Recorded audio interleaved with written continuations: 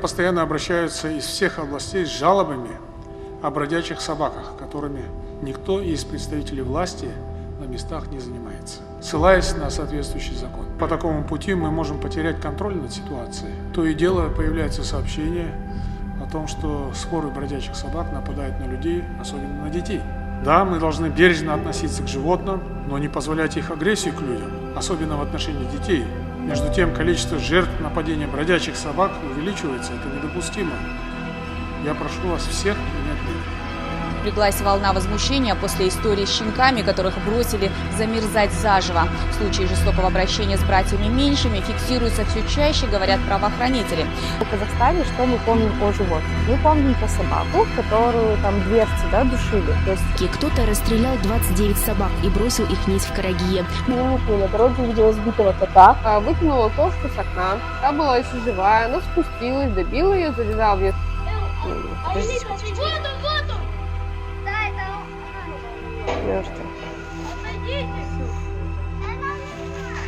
Вот наши хозяева-живодеры, которые издеваются над животными. Убили кошку. Отойди, девочка, отойди, малышка. Все, животное мертвое. Она просто задохнулась. Аналогию — это когда сожгли собаку. Вот собака лежит сейчас, у него все органы уже захмдалган, барлық органдар. Он не может встать, он, наверное, до утра не выживет.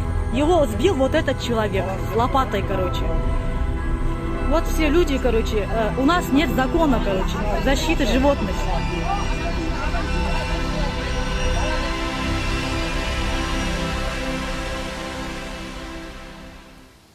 Да, я Александра Лебединская, уже 8 лет занимаюсь активным волонтерством и с 2017 года являюсь руководителем нашего общественного объединения «Надежда плюс КСТ», основанное и целью которого является помощь бездомным животным, также людям и детям, то есть всем, кому мы можем помочь. Меня зовут Оля, я молодая девушка, мне 29 лет, я жена, я мама. Есть дело, которое я очень люблю, это мой бизнес. Там у меня очень хорошие партнеры, которые параллельно позволили мне заниматься тем, что я, наверное, по-настоящему люблю. Это животные.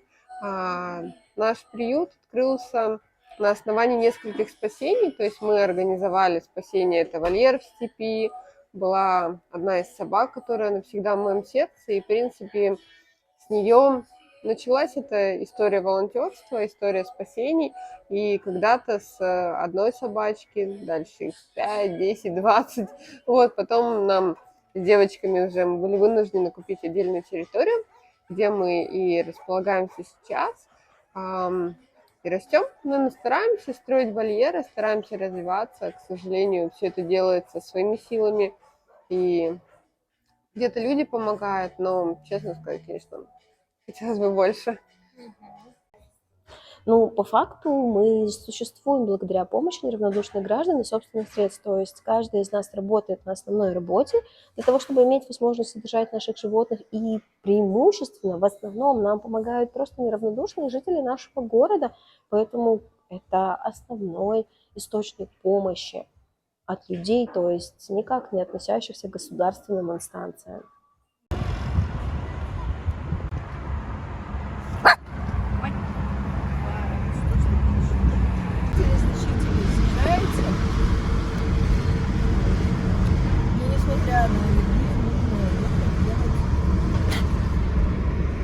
Мы сейчас заедем в Вайлдберрис, заберем там шкребки для кошачьих домиков. Потом поедем, заберем мясо, соответственно, поедем его раздавать по нашим передержкам, на остановке наши. Привезла бочку, и, соответственно, нам отдают каждый понедельник обрез мясного отдела магазина совершенно бесплатно, там различное мясо. Вот сейчас мы его заберем и будем раздавать потом собаке.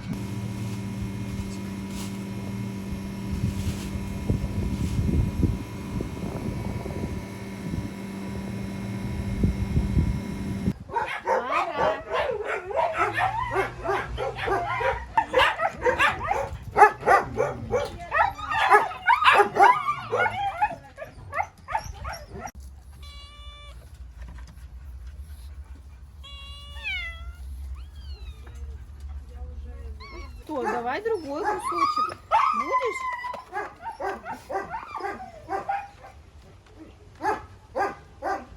Ну, забирай. Ну, что ты скромничаешь? Давай. Он очень скромный, он был вообще дикарёшей, которого считалось, что он прям собака-убийца, всех убивает. Но все же хорошо. Не перестань. Смотри, какая у тебя коллекция мисок. Сегодня зайду к тебе все чистить. И глаза, я так понимаю, человек, да? Да, есть фотографии, где у него прям полностью на выкате глаз. То есть вообще у него была гематома на голове, она забрита голова, потому что у него прям отек мозга был, то есть он был в таком, скажем, критическом состоянии, пограничном. Стоял вопрос об эвтаназии, но за первые сутки у него была хорошая реакция организма на лечение, и, соответственно, в первые сутки у него спал отек, основной отек. Потом несколько раз перешивали глаз, потому что он категорически не хотел заживать и вот, ну, быть как сейчас, то есть там все гноилось, воспалялось, скрывались швы. А сейчас оно все зажило, и на нем уже бирка на ушке, то есть значит, он уже стерилизован. Ну-ка, знаешь. Пойдем лузать? Лузать пойдем?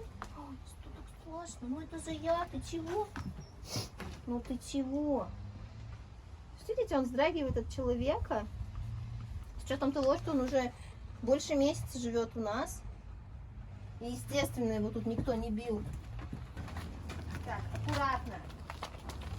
Ген. Вот видите, что делает? Ну, просто складывает.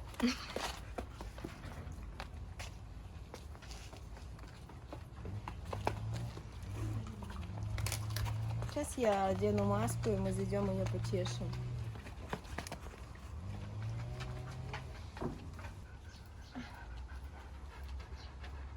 Ну что у тебя тут скаталось пузо? Ну, я понимаю. Привет. Он очень скромный. Он хотя бы стал правильно ставить лапу. Его, кстати, тоже нужно повычесывать. Я вот тоже его чесану. Видите, сколько заначек? Этих колбасных, костных. Угу. Всем, да? Ну давай. Давай.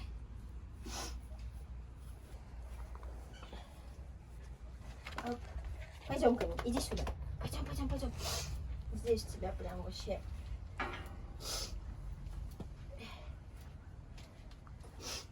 Ой.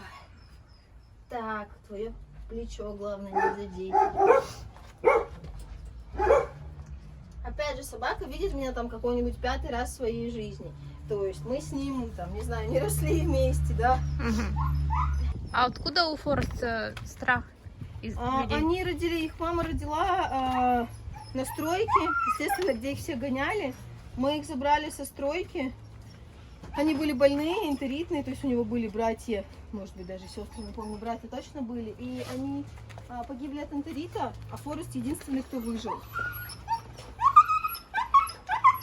Плюс, опять же, вот история про Алабая. Никто мне не съедает руку, никто мне не бросается, никто мне не проглатывает эту руку. Он абсолютно спокойно ест. Унечка, я тебе не верю. Ну, на лапу она не наступает, она была сломана, полностью голена до мяса. И история в том, что она абсолютно полностью содрала себе пузо. То есть у нее вот здесь, ну, если на самом деле посмотреть, то здесь вот видите, какие шрамы. Ее протащил автобус. Но она осталась жива, доверяет людям. Она 100% хозяйская. В прошлой неделе у них была колбаска списанная. Каждый понедельник у них вот такая обвалка, фаршик. Ой, вот эту часть мы оставим. Пожалуйста, будете? Вот, пожалуйста, идем. У них, кстати, колбаса, которую они отказались есть. Будем?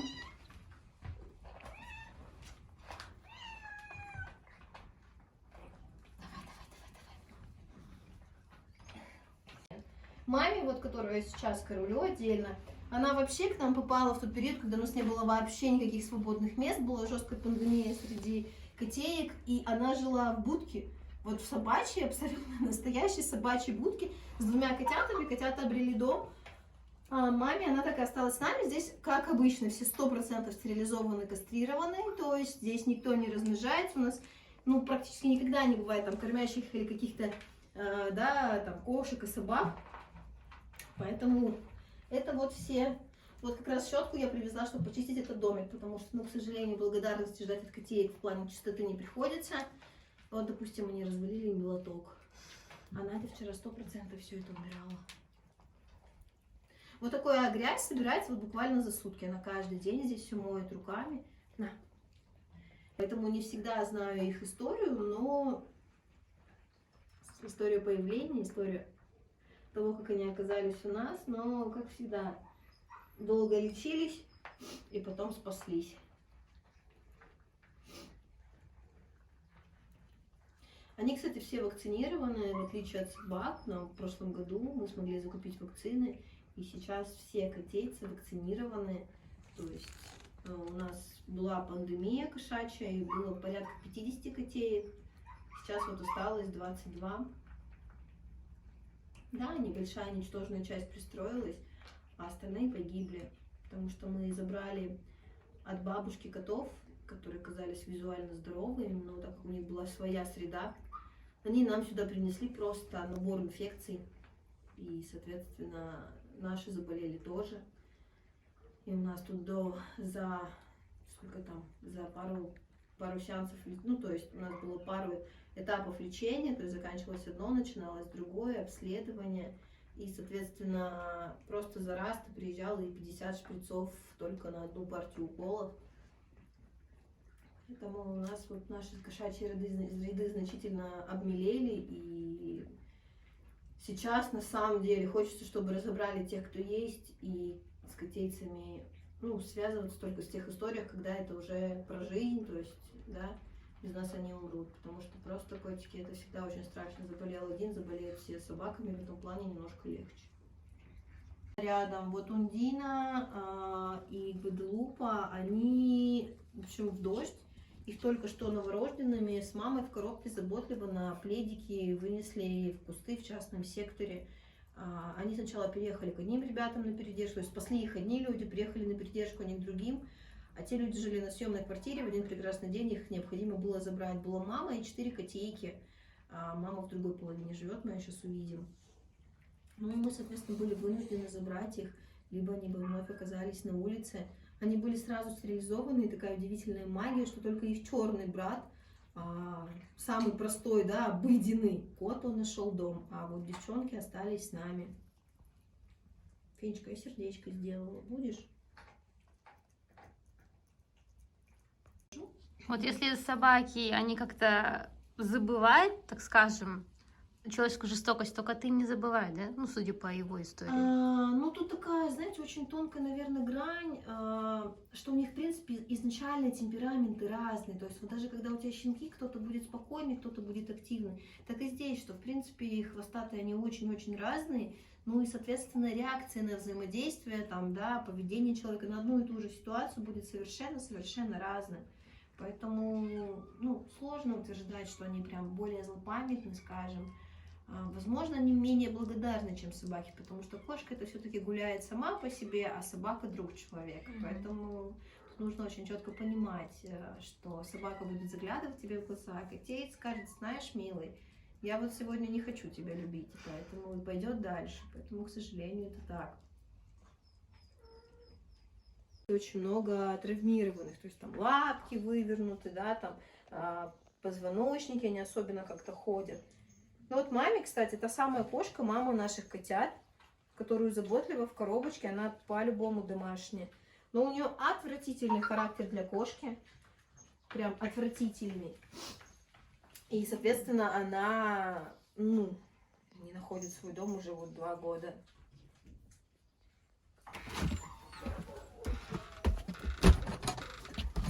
Здравствуйте, женщина! Стой! Стой! Привет, мои дети! У них была, конечно, чистая лежанка, но каждый день их меняют. И каждый день наши дети делают из чистой лежанки грязную лежанку. Не будет делать акцент на животных.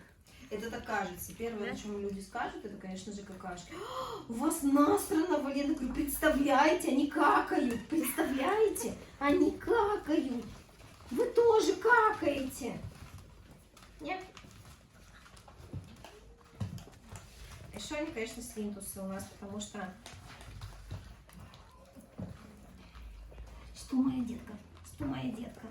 Что, моя зайка? Что? На.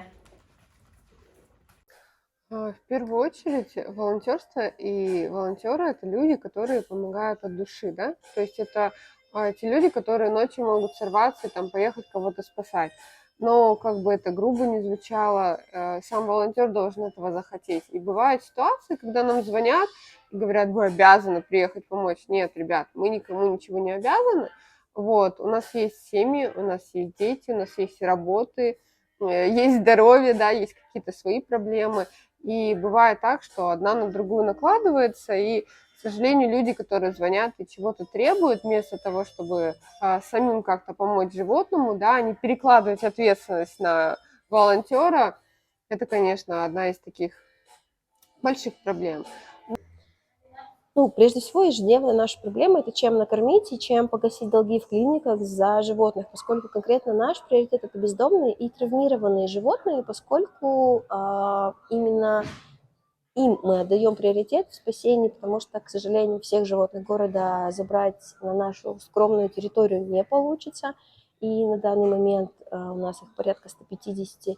Соответственно, ежедневно это накормить, напоить, вылечить, это как минимум. И хочется отметить, что в ветеринарных клиниках города у нас нет каких-то глобальных скидок, то есть, допустим, обычный человек заплатил бы 10 тысяч, да, а мы бы заплатили хотя бы 5. Нет, у нас в основном не более 10-15% скидка от общего счета, то есть тоже как вы придете со своим животным, точно такую же практически равноценную сумму заплатим мы, только чаще всего у людей 1-2 животных, а у нас их сотни. Поэтому счета в клиниках не гасятся никогда полностью, то есть мы только гасим наш долг, и возникают новые. Затем общество, по большому счету, просто перестали брать, то есть пристрои сейчас на данный момент стоят на нуле, неважно, красивые это животные, котики, собачки, скажу честно, пристройства практически нулевые. И это самый главный фактор, который сейчас нам, по большому счету, не позволяет брать новых животных, потому что у нас не пристраиваются те, кто уже есть. И у нас есть такая арифметика: если ты пристроил одно животное, то 5 у тебя еще появится.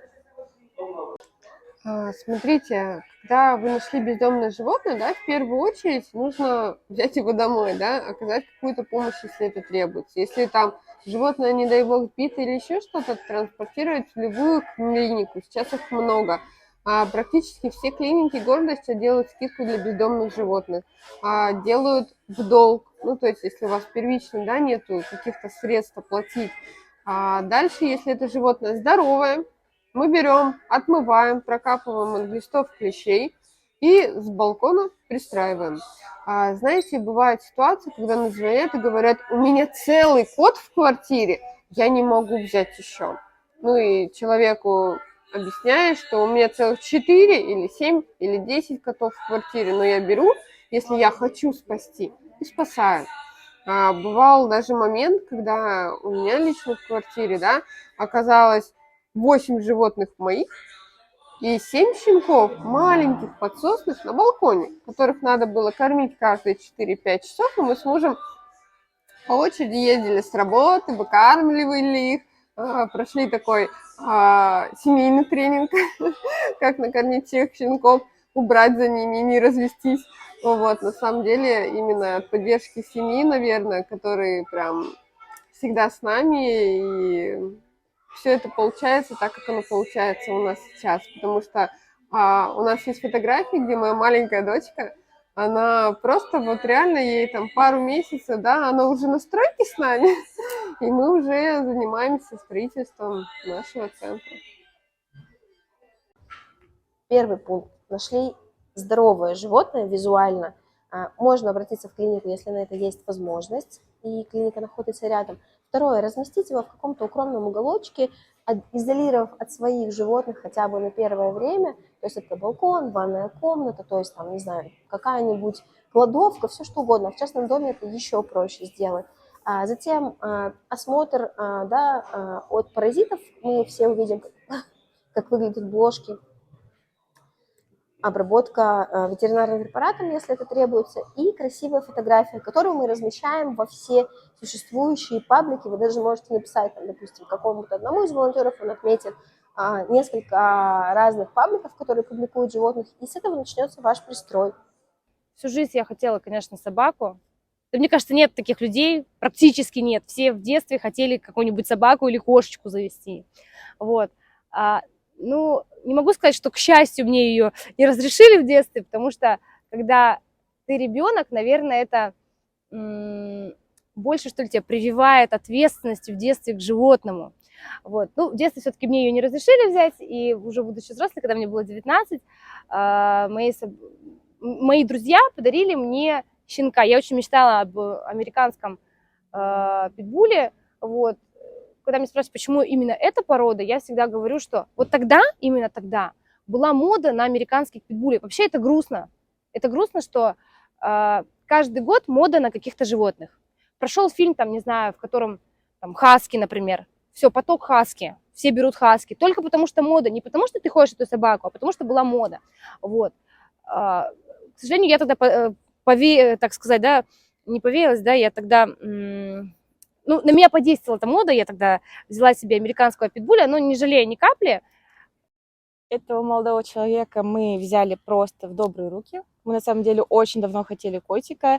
На тот момент мы начали искать по приютам, но почему-то именно мне нужно было именно в этот день найти. У нас не было никого, никто не выставлял ни котят, ничего такого. Мы не додумались зайти на OLX, там очень много объявлений оказывается, и мы просто стали искать через знакомых.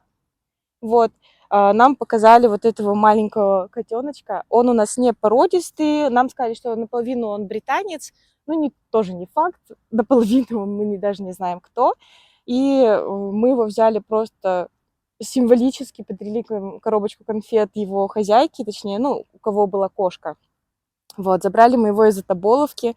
В первый же день, как мы его забрали, он нам всю машину обнюхал, он был еще тот хулиган, прям с самого начала, влился в нашу семью. А так, это Серик. Серик он, потому что он, очевидно, серенький. Наша маленькая звезда ТикТока, которая стала очень неожиданно, да, звездой. Звездой он стал после того, как мы отметили его день рождения, что очень всколыхнуло Казнет почему-то. В принципе, это маленькая наша история. Мы съехались с мужем, мы сразу начали искать котенка, подготовились очень серьезно к этому делу, потому что мы понимали, что это большая ответственность. Мы у друг друга спросили, готовы ли мы к этому, потому что если вдруг что, то есть это не игрушка. Все, это вот на всю жизнь, вот это существо с нами. И, естественно, первое время родители относились мои лично к этому, что вот зачем завели котенка и так далее. Вот могу сказать, что сейчас вот этого маленького, уже не очень маленького кабанчика все называют только внучок. Это член нашей семьи, полноценный. То есть это не питомец, это член нашей семьи. Ему дарят подарки, ему постоянно приносят гостинцы. Если вдруг мы пошли куда-нибудь в гости, ему не передали гостинцы, ему скидывают деньги, чтобы мы купили ему корм. То есть это настолько любимец, чтобы вы понимали, у нас недавно тетя ездила в Казань, она не привезла гостинцы нам, но она привезла гостинцы Серому, потому что для нас это всех, это прям... даже что-то больше, чем питомец, я не знаю, как это объяснить, это просто наша маленькая любовь.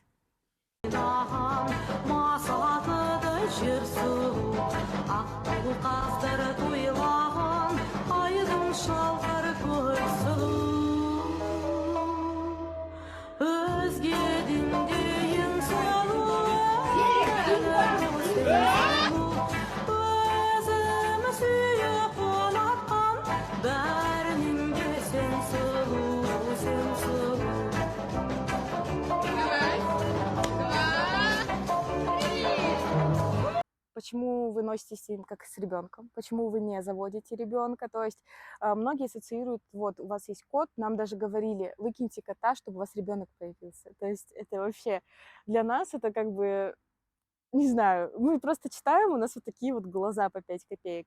Когда мы выкладываем видео с Серым, где мы, например, его обследуем, там или еще что-то, с учетом того, что аудитория как бы уже большая, у многих есть такие как бы комментарии про то, что зачем это делать, что вы с ним носитесь, либо то же самое, вот день рождения его мы выкладывали, зачем это делать, что за ерунда там. И, ну, я просто пишу в пример про то, что лучше выкладывать ролик, где с животным как бы обращаются не очень хорошо.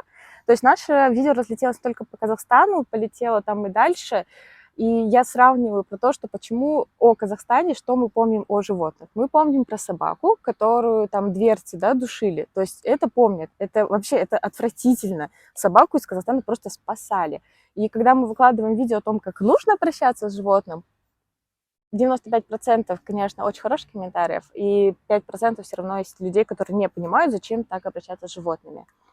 Мы как бы своими видео хотим донести, что это огромная ответственность. То, что вы берете себе животного, за ним нужно ухаживать. Да, не нужно ему устраивать день рождения, это просто как бы уже наше что-то, но его нельзя просто на произвол судьбы бросать. Мы не говорим там о том, что, да, если вы взяли себе котенка, не обязательно его кормить там кормами за 30 тысяч тенге и так далее. Мы, например, сами консультировались с врачом, нам сказали, что если корм вам подходит, если он не теряет в весе, если с ним все нормально, значит, все хорошо. То есть у нас, скажу честно, мы кормим его обычным кормом. Фирму я вам не подскажу. Вот. Но, то есть у нас нету каких-то там прям заморских блюд, что у нас там на улицу он ест сырую говядину, что-то еще. Нет, у него обычное питание, и он вполне себе счастлив. Поэтому это ужасно смотреть на подобные вещи, тем более, когда ты понимаешь, что это происходит совсем рядом. И как бы в основном я, конечно, читаю то, что происходит в Кустанайской области, а если посмотреть, сколько всего по Казахстану, то это, мне кажется, можно собрать столько случаев, что намного меньше ты увидишь чего-то хорошего у нас.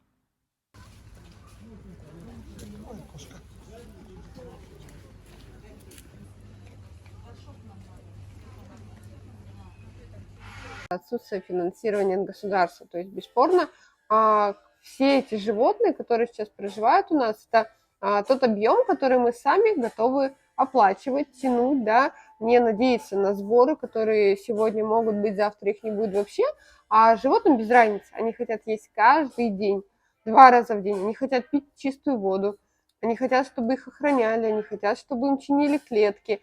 И это тот объем животных, да, то есть мы не резиновые, мы всегда берем только тех, кому мы можем достойно содержать и помогать. Со стороны государства прямой помощи нашему центру, ну, как таковой, ее нет.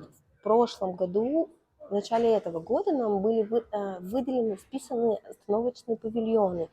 И при отделом ЖКХ хочу отметить. И единственное, что нам помогли, со световыми бетонными опорами. То есть, когда мы проводили свет за собственные средства, нам выделили 4 бетонные опоры. Ну и, пожалуй, это была вся помощь за все годы существования нас. Нет, государственный тендер, да, объявляется сайтом госзакупок государственных, но конкретно мы, наш ООО, в нем не участвует. В этом году мы сотрудничаем с ООО, выигравшим тендер на ОСВВ в городе Кустанай. То есть мы предоставляем свои вольеры, несколько своих вольеров под пункт временного содержания. То есть там, где животное содержится после стерилизации и кастрации, соответственно, в течение 15 дней. Но могу сказать, что это крайне смешная сумма. В 2015 тенге на 15 дней на животное на двухразовое питание. То есть в среднем в день вы должны кормить собаку на 133 тенге в день 2 раза. Соответственно, животные, находящиеся у нас то есть на территории, они, конечно же, кормятся, как и все наши подопечные, несмотря на то, что это животные, которые там были пойманы на улицах и, соответственно, будут выпущены туда же. Знаете, очень как бы неприятная ситуация, потому что тендер – это бизнес. И в бизнес отдали такую очень важную сферу, да, которую, в принципе, могли бы просто передать людям, которые в этой сфере давно. Да? Та же самая зоозащита в каждом городе страны, которые имеют приюты, которые знают про животных от и до, умеют спасать. И, как сказал один знаменитый человек, депутат, он сказал, они это делают бесплатно, а если вы им дадите копейку, они золотые замки построят.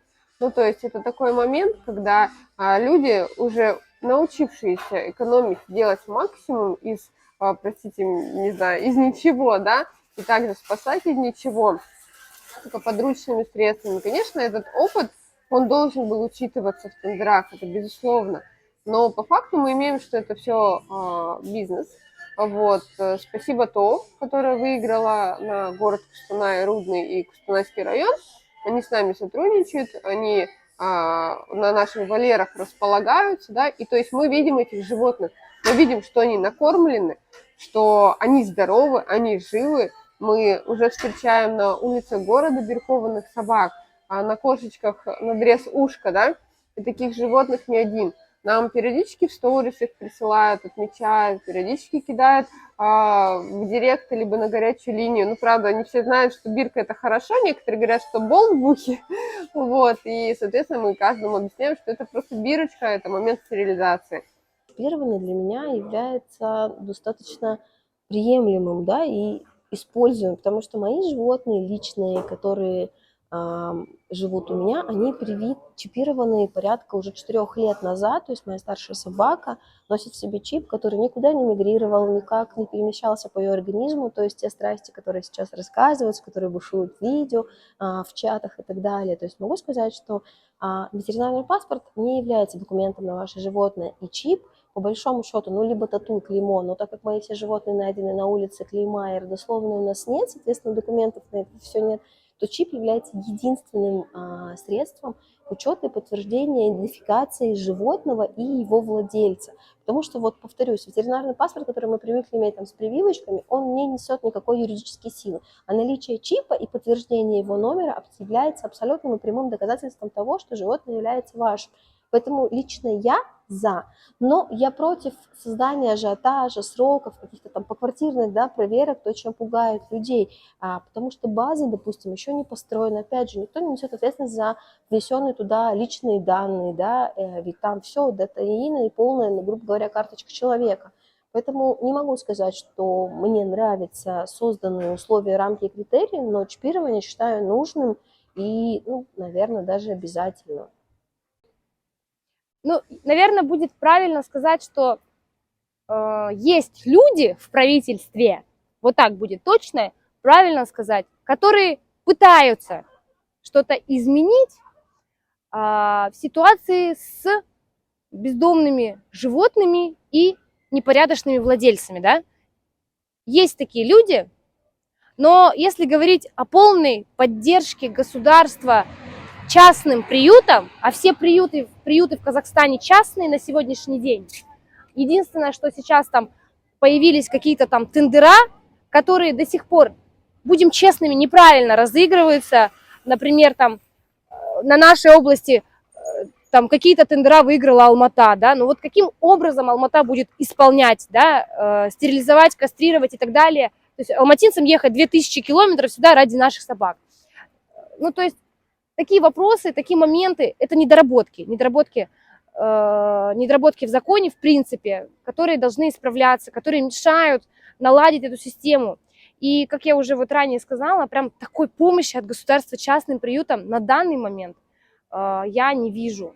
Я вижу людей, я вижу каких-то определенных людей из правительства, которые что-то пытаются сделать, которые что-то там хотят, но пока, вот на сегодняшний день, к сожалению, нету поддержки. Вот не хватает приюту корма. То есть не может прийти, да, там, руководитель приюта этого, да, в акимат спокойно сказать, дайте нам корм. И акимат выделит, потому что есть свободные средства на это. Нету таких средств. Они не выделяются.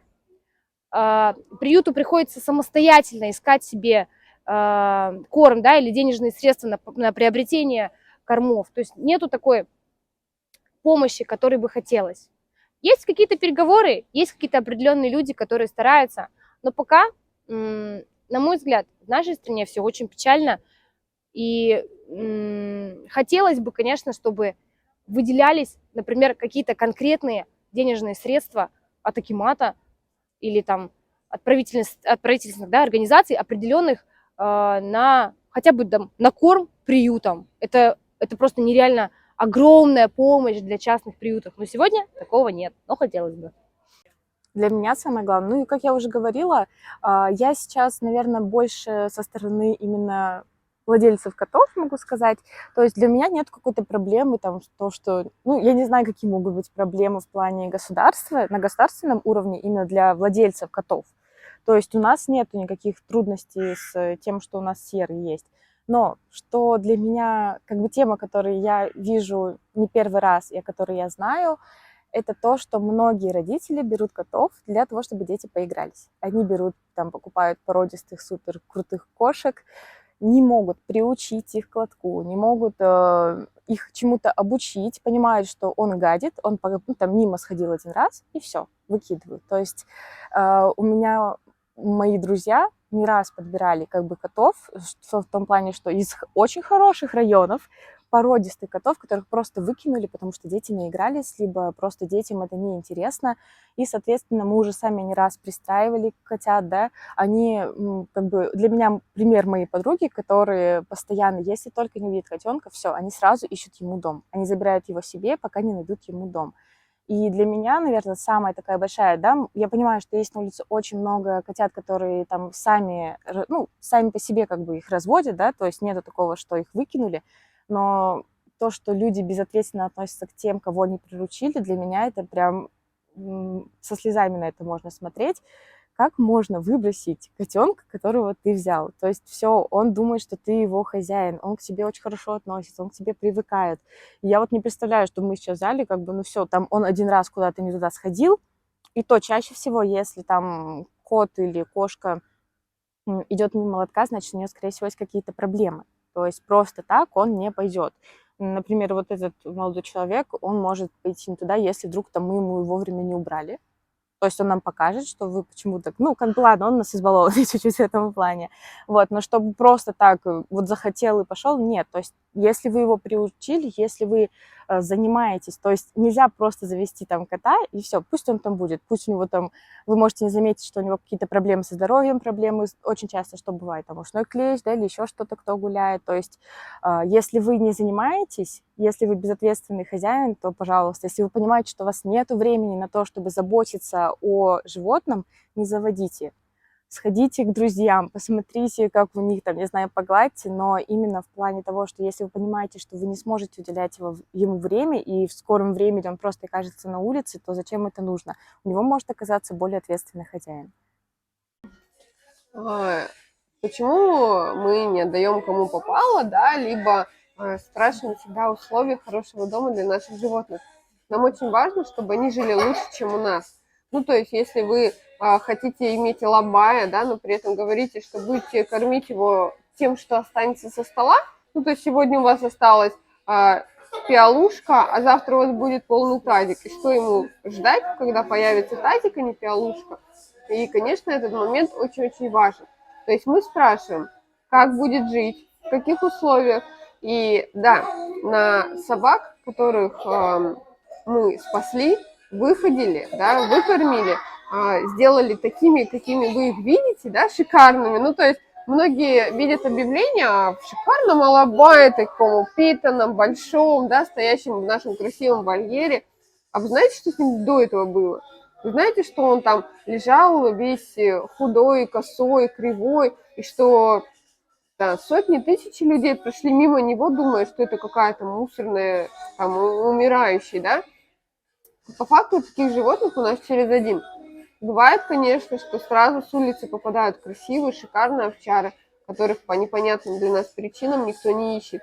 Либо по закону подлости ищут одних, а у нас сидят другие, да? Такое тоже, к сожалению, бывает. Хозяева приезжают, и мы всегда просим, что если не найдете своего, приедьте и подарите дом этому. Ну, то есть хозяин, кто так искренне ищет своего, то явно будет хорошим хозяином. Они берут друга и члена семьи, а не собаку для разведения, которую можно использовать, делать на ней бизнес, да, а потом просто, когда она перестанет плодиться или размножаться, выкинуть как отработанный материал.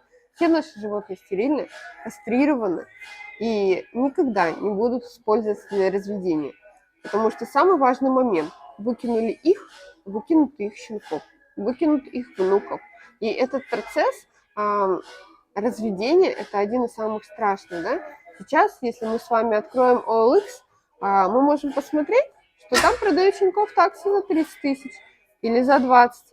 А при этом у нас живут чудесные щенки таксы. Вот для сравнения, продают щенков таксы, да, за 30 тысяч. Мама, папа, как их кормили, чем их кормили. Явно эту бедную собачку используют просто для разведения. Или вот наши бутузики, которые отдаются бесплатно. Самое главное – любить, кормить и не обижать. Все зависит от того, кто разводит. То есть, например, у нас знакомые есть, кто разводит собак, и я такой любви к собакам не видела как бы ни у кого. Помимо того, что они спасают, да, и там бездомных очень много, мне кажется, все зависит от того, как, в принципе, хозяин. То есть есть люди, которые просто относятся как к конвейеру. То есть у них там собаки, они просто как девочки, они как инкубаторы, да, рожают, все, перестала рожать, не нужна. Там взяли там другую. То есть, мне кажется, много безответственных в этом плане. То есть они просто лишь бы там, ну, соответственно, продать собак и так далее. А кто-то это делает, просто не хотят, например, стерилизовать, да, собаку. Они их сводят как раз-таки с их породы, что очень важно, потому что многие как бы на это не обращают внимания, но все равно, если у вас там есть породистый, то если вы хотите сводить, да, лучше это делать с его же породой, и чтобы это все было как бы под контролем. Вот, но и чтобы это не было как бы во вред собаки. Ну, это мое мнение, я настолько прям сильно не разбираюсь. Это, по крайней мере, то, что я слышала. И, например, в таких случаях, если вы, ну, они разводят не в плане как конвейер, то я не вижу, да, в этом ничего такого, потому что кому-то действительно кто-то хочет завести себе питомца определенного. То есть не у всех, может быть, у кого-то мечта с детства, да, там какая-нибудь именно собака. Ну, в этом ничего такого нет. Но в плане того, что если это отношение к животным идет такое, что просто роди, продай, ну, это, конечно, не очень хорошо, особенно, вот как я говорила, да, на выставке, то есть я вижу, что многие получают там вот эти титулы не потому, что они гордятся своим питомцем, да, а потому что им нужно размножаться, потому что им вот как раз-таки нужно делать так, чтобы, соответственно, у них собака подороже там продалась. Вот. Ну, а кто-то, наоборот, кто-то идет там с беспородным щенком, потому что вот он у меня такой классный.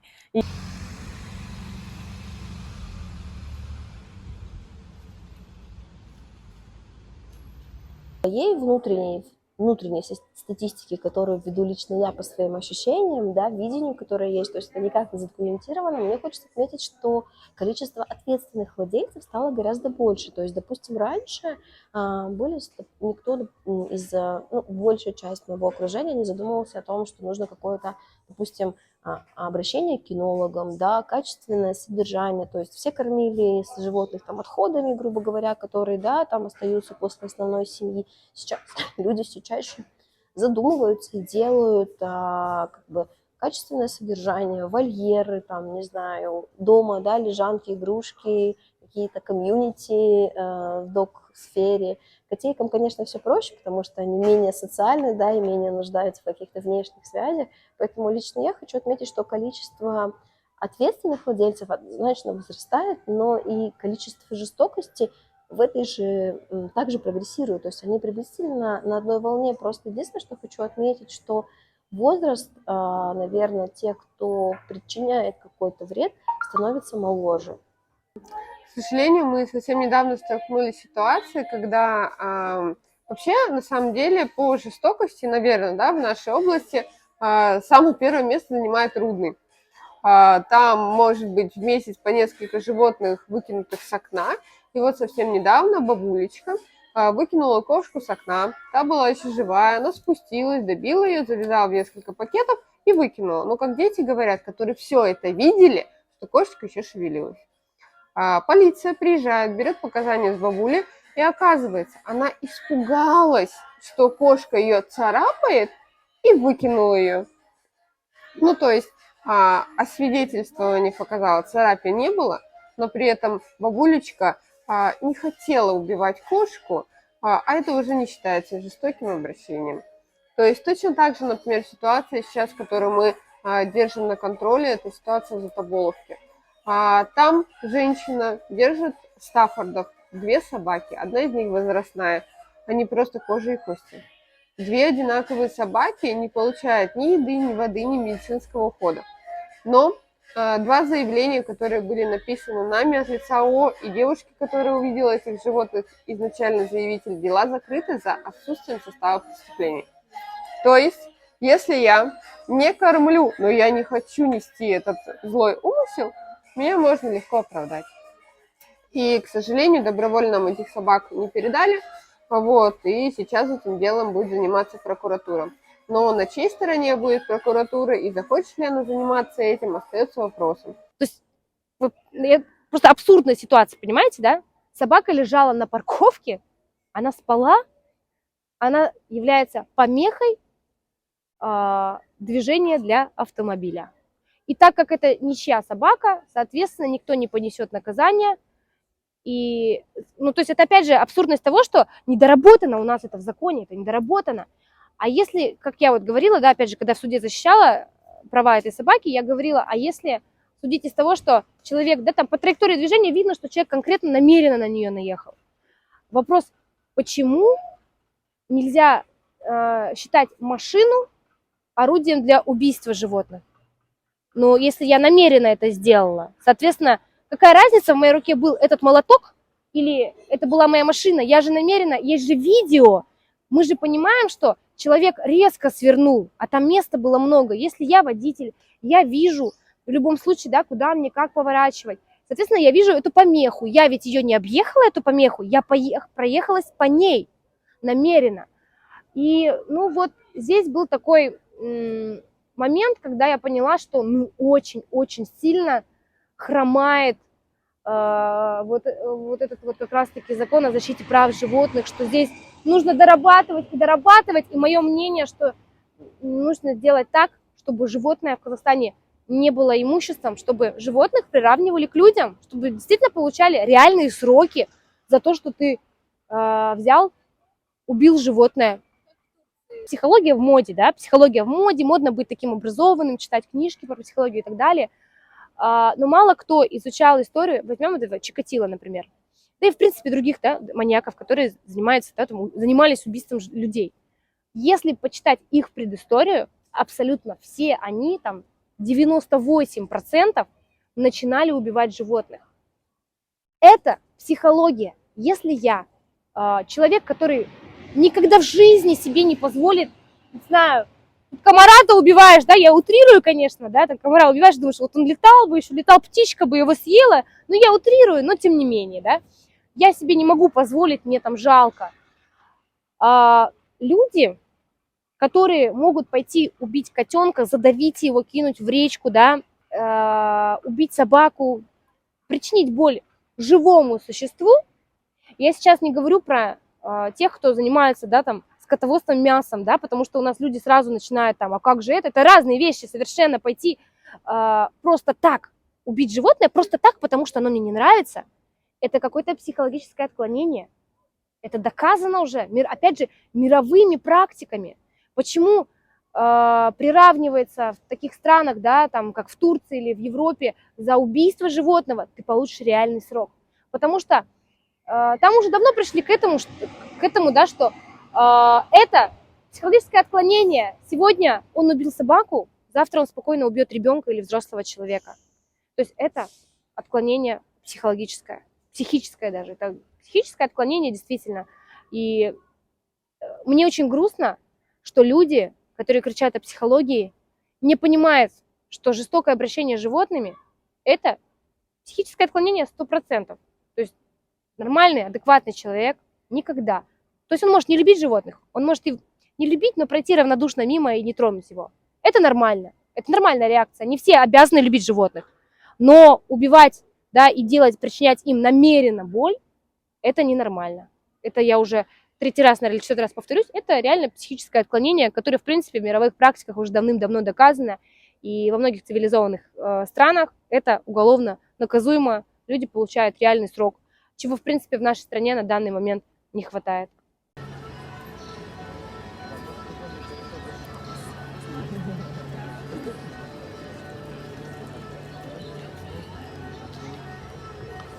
Смотрите, практика Казахстана, мы 15 лет убивали, да?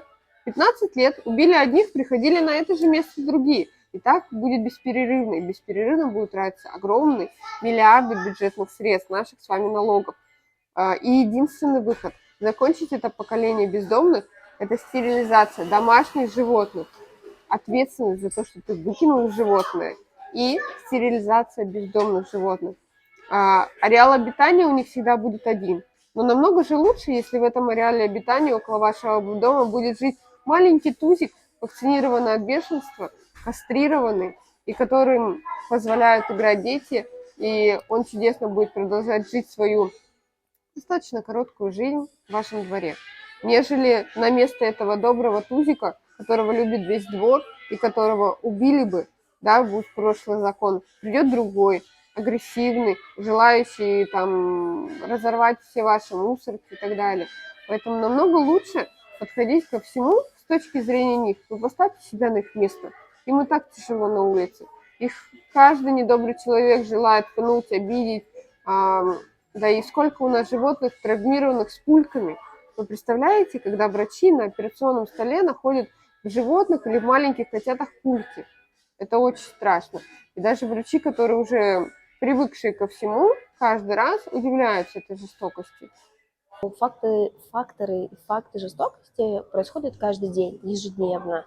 Поэтому нельзя отметить, что каких-то случаев больше, каких-то меньше. На самом деле иногда казалось, что это было самым, да, каким-то ужасным из того, что ты мог слышать, видеть и знать, но ежедневно случается что-то, что шокирует еще больше, чем ранее. Поэтому хочется сказать, что это все зависит от общества, понимаете? Тут очень сложно судить, кто прав, кто виноват, но, на мой взгляд, у нас не прививается любовь к слабому, к там, да, кто к тебе меньше и слабее, поэтому когда сейчас мы очень часто сталкиваемся с историей, когда мамы сидят на детской площадке, а их дети кидают котят об асфальт или щенков, и мамы не делают никаких замечаний, то есть таких факторов, к сожалению, становится невероятно много. Или дети бросающие, или гоняющиеся с палкой за этим котиком. Очень часто нам пишут люди, что сейчас вот подброшенных котят замучают дети, понимаете?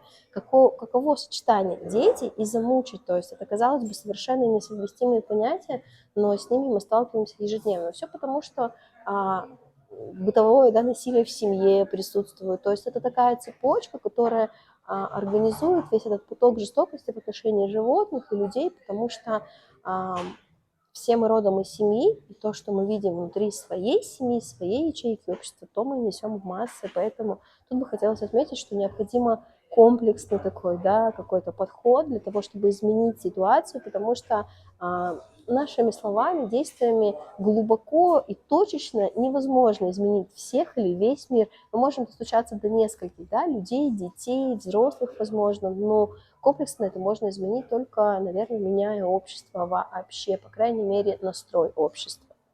Девочка пинала котенка, и мама вообще ничего не говорила этой девочке.